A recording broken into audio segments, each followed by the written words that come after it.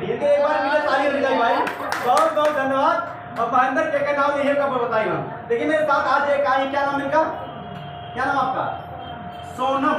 सोनम क्या सुनाएंगे सबके चैनल पे यार? ला सोनम जल्दी सुनाओ ला। नमस्ते, आइए आइए आइए आइए आइए नमस्ते आइए आइए बैठिए, कोई बात नहीं बैठिए, राम बैठा जाओ, बैठिए। चलिए सोनम गाइए तुरंत जल्दी, सोनम जल्दी गाइए, रेडी गाइए, गाओ गाइबू, हाँ गाओ सोनम।